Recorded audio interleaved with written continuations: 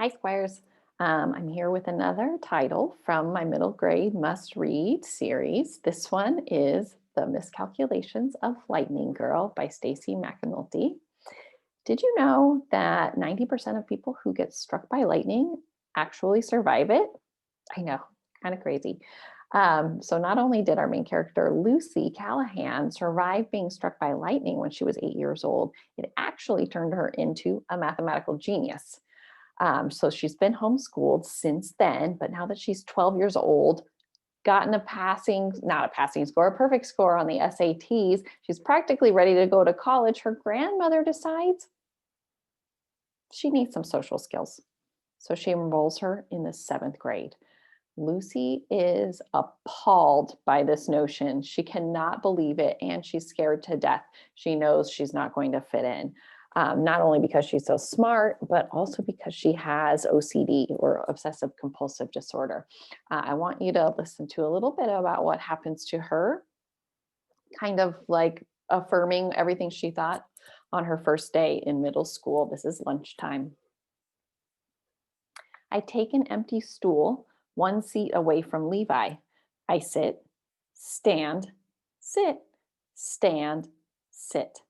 He groans. Is this seat taken? I ask. I really don't want to start over. Looks like you took it 3 times already. The table reeks of cleaning stuff. I still don't trust it. I take out my fifth wipe of the day. Hey, cleaning lady, a girl farther down the table calls out. Will you wipe my spot too? I offer her an extra individually wrapped Clorox wipe. This makes her and the girls on each side of her fall over laughing. You're such a freak, she rolls her eyes. I use my wipe. The dirt and germs bother me more than the nasty comments. You're really good at that, the girl says. Do you do toilets too? I try to avoid public restrooms except in emergencies, but if I do need to go, I disinfect the toilet seat. Then I put down a layer of toilet paper for protection. I also clean the faucet handles and the paper towel dispenser, and then I wash my hands for a minimum of 2 minutes in the hottest water available. In my opinion, it's never hot enough. But I don't explain any of this to the girl. I'm pretty sure she doesn't want me to answer her question. Levi grabs the used wipe out of my hand. He holds it up to show the girl and her friends.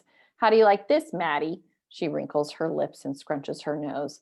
This place is so disgusting. Then she stands up. Let's move. Sit down, Miss Bryson barks from the table across from ours. Lunch isn't over. We need to move, Maddie says. Maddie says we, but she's the only one who stood up. Sit down. Maddie slowly sinks back into her seat. Her eyes narrow at me. Suddenly, she stands back up, like something has pinched her butt. The entire class turns her direction. It's quiet for the first time. Maddie slowly sits again. I know what's coming. Please don't. She stands again. Sits, stands. Everyone laughs. Enough, Miss Bryson yells. Her mouth is full of salad and her voice doesn't have the force she probably intended. Sorry, I'm done, Maddie says sweetly. I use hand sanitizer, approximately 3 times the recommended amount, and then focus on my lunch. Nana has included a note on my napkin. It won't kill you to smile. I'm starting to think Nana never went to middle school. So, just because you got a perfect score on the SATs doesn't mean you can pass seventh grade.